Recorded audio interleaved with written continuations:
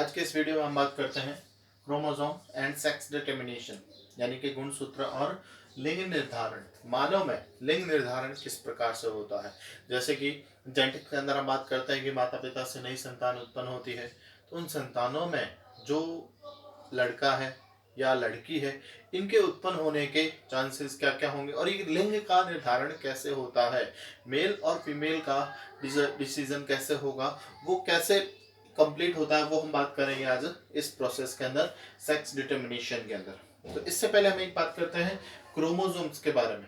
What is chromosomes? Chromosomes क्या है?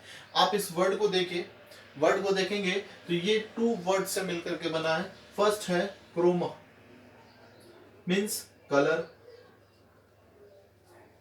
Chroma means colours, and somes और somas it means body. It means आप कह सकते हैं कि colourful bodies. First time Strasburger ने 1875 में क्रोमोसोम्स को डिस्कवर्ड किया, इसकी खोज की। लेकिन वाल्डेयर ने 1880 के अंदर जो है इसे नाम दिया। क्रोमोसोम नाम जो है वो वाल्डेयर ने दिया था, और क्रोमोसोम की खोज डिस्कवर जो है वो स्ट्रासबर्गर के थ्रू की गई थी। ध्यान रखना ये दोनों नाम अलग अलग है। स्ट्रासबर्गर ने इसको डिस्कवर्ड किया था और वाल्डेयर ने इसको नाम दिया था। ठीक है, तो बात करते हैं क्रोमोसोम्स क्या होते हैं, इस कैसे बनते हैं क्रोमोसोम्स। तो इसकी एक डेफिनेशन देखें हम। In the division state of the nucleus, जब न्यूक्लियस डिवाइड होता है, न्यूक्लियस जब डिवीजन होगा, तो डिवीजन के टाइम में the chromosome is made up of the thread like structure formed from chromatin material. देखेंगे आप,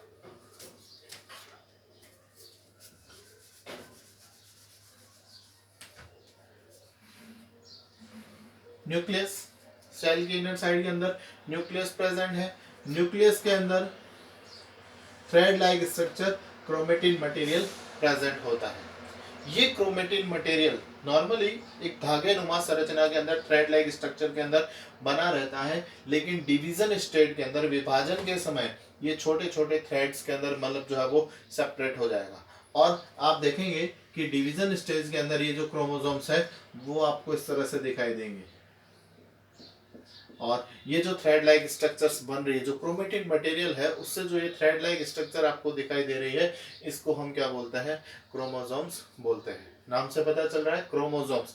ये क्या है? ये वेक्टर ऑफ इनहेरिटेंस का काम करता है। ये आनुवांशिकी के क्या होते हैं? वाहक होते हैं। जो गुणसूत्र है वो वेक्टर ऑफ इनहेरिटेंस का काम करते हैं, यानी कि एक पीढ़ी से दूसरी पीढ़ी तक लक्षणों का निर्धारण, कह सकते हैं कि स्थानांतरण किससे होता है? क्रोमोसोम्स के थ्रू होता है। क्रोमोसोम्स के ऊपर क्या होती है? जीन्स होती है, जो किसी एक फैक्टर्स को, एक कैरेक्टर्स को क्या करती है? डिसाइड करती है, जो हमने बात की थी। बात करें टाइप्स ऑफ क्रोमोसोम्स, क्रोमोसोम्स के कितने प्रकार हैं। नॉर्मली हम देखें तो क्रोमोसोम्स 3 टाइप्स के अंदर मिलेंगे आपको। फर्स्ट मिलेंगे आपको ऑटोसोम्स, यानी कि अलिंग गुणसूत्र। देखिए नाम से पता चल रहा है अलिंग गुणसूत्र, इसका मतलब ये जो गुणसूत्र होंगे, ये जो अलिंग गुणसूत्र होंगे, इनका संबंध लिंग निर्धारण से, सेक्स डिटर्मिनेशन से नहीं होगा, इसीलिए इन्हें ऑटोसोम्स क्रोमोसोम्स कहा जाता है। सेकंड होंगे एलोसोम्स, यानी कि लिंग गुणसूत्र। तो इसका मतलब क्या है? इनका संबंध किससे होगा? सेक्स डिटर्मिनेशन से होगा। लिंग निर्धारण का काम ये गुणसूत्र करेंगे। और थर्ड स्पेशल टाइप क्रोमोसोम्स, यानी कि विशिष्ट प्रकार के गुणसूत्र, जैसा कि आपने प्रीवियस क्लास के अंदर स्टडी किया था, polytene, lampbrush chromosome, B type chromosomes. तो ये सारे क्या है? स्पेशल टाइप क्रोमोसोम्स होते हैं। नॉर्मली हम इन दोनों की ही बात करते हैं। यहाँ पर सबसे पहले ऑटोसोम्स। यहाँ देखिए मैंने एक बॉक्स के अंदर कुछ एनिमल्स के अंदर नंबर ऑफ क्रोमोसोम्स, गुणसूत्रों की संख्या क्या होती है वो मैंने लिखी है। जैसे कि ड्रोसोफिला, फल मक्खी, फल मक्खी के अंदर गुणसूत्र होते हैं कितने? 8, जो कि 2n कंडीशन के अंदर होंगे। 8 क्रोमोसोम्स प्रेजेंट होंगे। होमोसेपियंस यानी कि ह्यूमंस के अंदर, मनुष्य के अंदर क्रोमोसोम्स कितने होते हैं? 46 क्रोमोसोम्स होंगे, 46 गुणसूत्र होते हैं। ऑरिक्टोलोगस क्यूनिकुलस यानी कि खरहा, जो रैबिट होता है, खरहा खरहा है, उसके अंदर क्रोमोसोम्स होंगे आपके कितने 44। और राना टिग्रीना यानी कि मेंढक के अंदर क्रोमोसोम्स होते हैं कितने 24। ठीक है, हम एग्जांपल लेते हैं होमोसेपियंस का। मानव के अंदर जो गुणसूत्रों की संरचना है वो किस प्रकार की होगी, ऑटोसोम्स कितने होंगे, एलोसोम्स कितने होंगे, वो हम बात करते हैं यहां पर।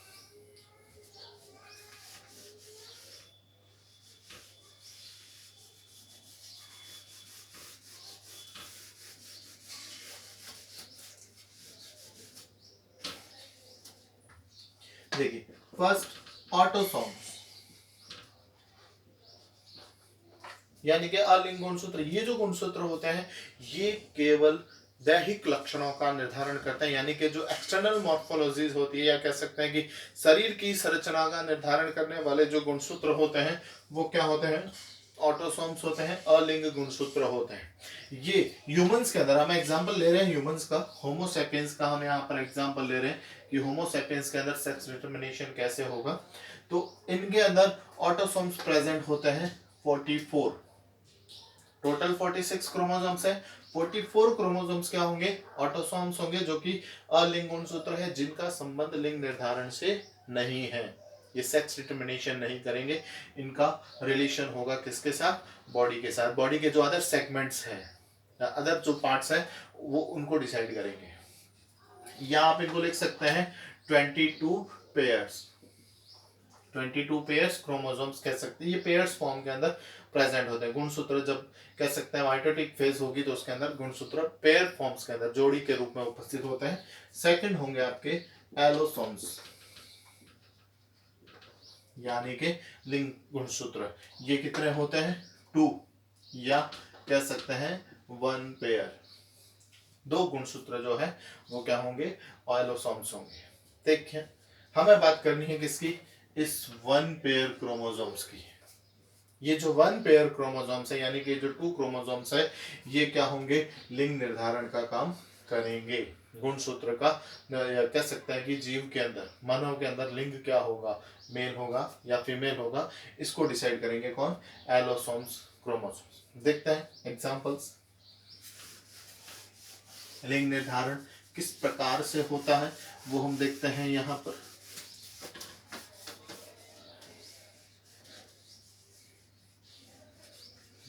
सेक्स डिटरमिनेशन यानी कि लिंग निर्धारण क्या होता है, किसे कहते हैं, इसकी मैंने एक सिंपल सी डेफिनेशन लिखी है यहाँ पर।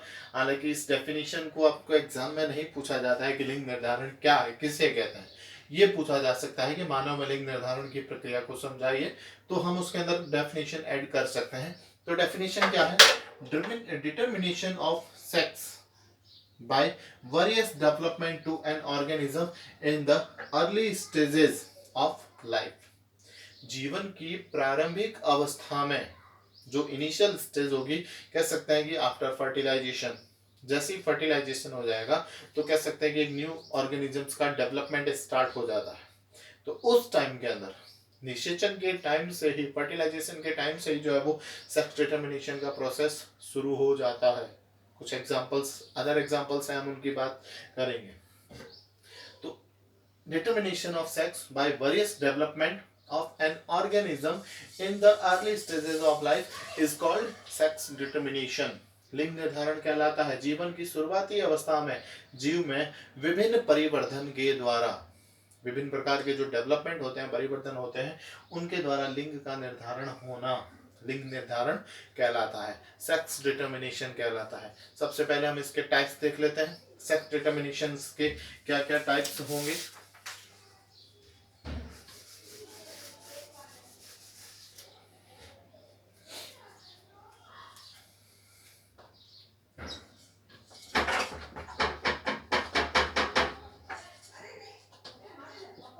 On the basis of fertilization,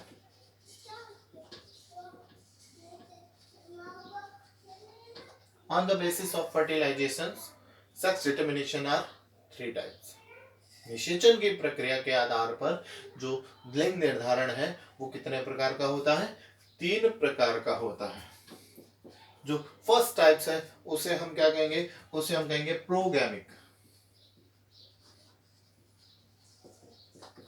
progamic Hindi में ऐसे तो क्या कह सकते हैं आप, यही नाम ध्यान रखेंगे, प्रोगैमिक। क्या होता है प्रोगैमिक?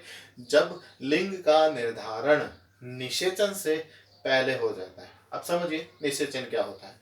देखिए मेल और फीमेल, इन दोनों में क्या बनेंगे, गैमेट बनेंगे। मेल में अलग गैमेट बनेंगे, फीमेल में अलग गैमेट बनेंगे।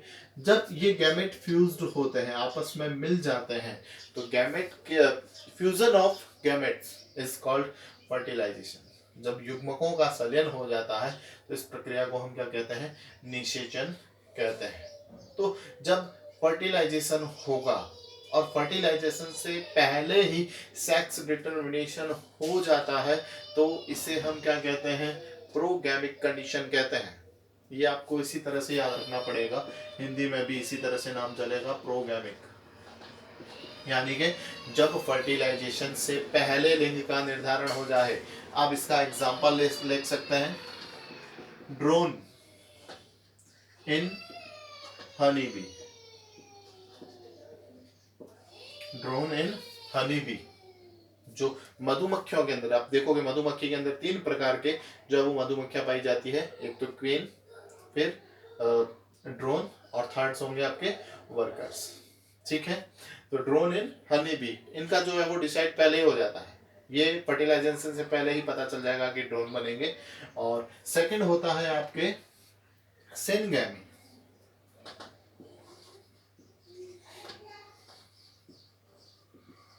सिनगैमिक, सिनगैमिक क्या होगा, जब निषेचन के टाइम पर निर्धारित होगा कि लिंग क्या बनेगा।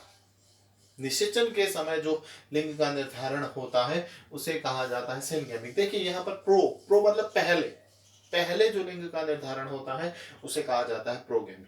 सिन मतलब ऑन द टाइम, निषेचन के समय जब लिंग का निर्धारण होता है तो उसे कहते हैं सिनगैमी। एग्जाम्पल आप देखोगे, मैक्सिमम एनिमल्स,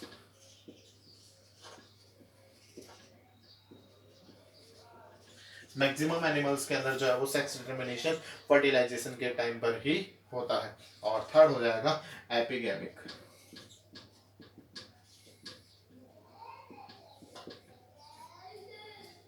एपिगैमिक मतलब जब निषेचन लिंग निर्धारण की प्रक्रिया कब होगी, निषेचन के बाद में, आफ्टर फर्टिलाइजेशन जब सेक्स डिटरमिनेशन होता है तो उसको बोलते हैं एपिगैमिक। इसका एग्जांपल्स आप देखोगे, फीमेल्स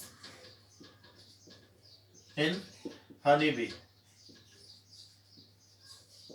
मधुमक्खियों के अंदर जो मादा कीट उत्पन्न होते हैं या जो वर्कर्स होते हैं, वो फर्टिलाइजेशन के बाद में वो रॉयल जेली जो उनको खाने को दिया जाता है उसके बेस पर जो है वो डिसाइड होता है। देखिए मधुमक्खियों के अंदर जो है वो एक रॉयल जेली जो है वो खाने को दी जाती है।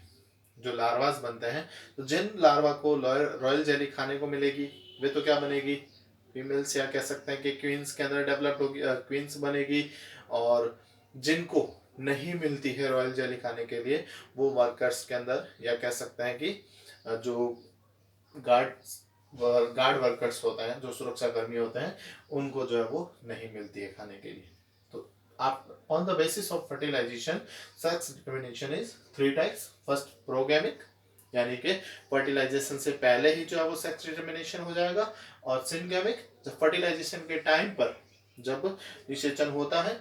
और एपिगैमिक, जिसे हम क्या कहेंगे, फर्टिलाइजेशन के बाद में जो है वो सेक्स डिटरमिनेशन होता है, उसे हम कहते हैं एपिगैमिक।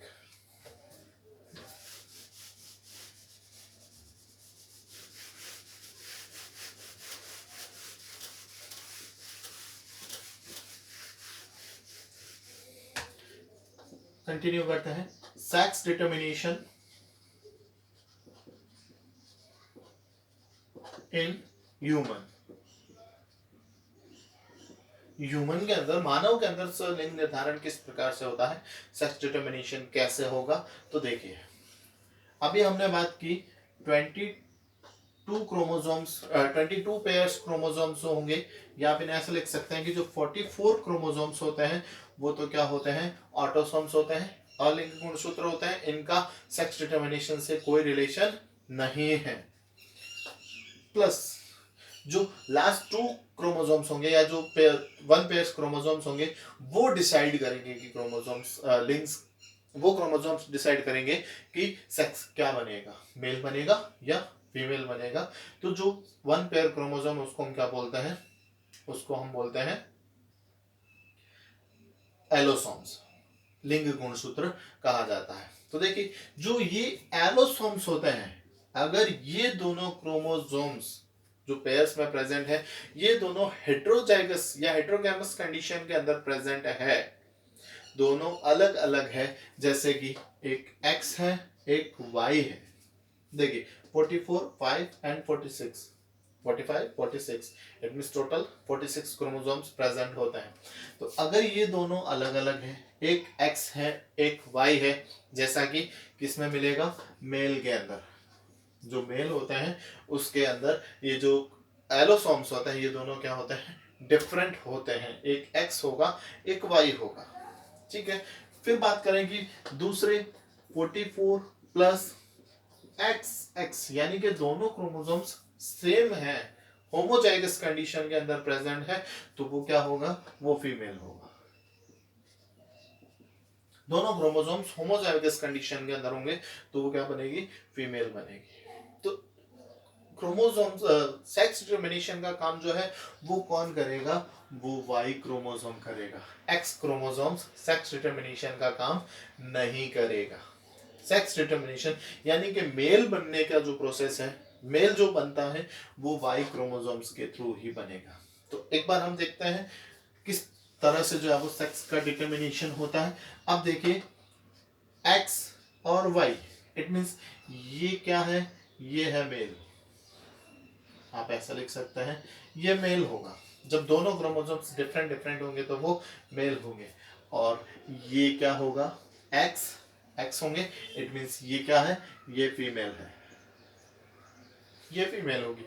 तो क्या होगा, मियोसिस होगा, मियोसिस के थ्रू क्या बनेंगे, गैमेट बनेंगे। तो जब गैमेट बनेंगे तो मेल में जो गैमेट बनेंगे वो 2 टाइप्स के गैमेट्स बनेंगे, 2 प्रकार के युग्मक बनते हैं।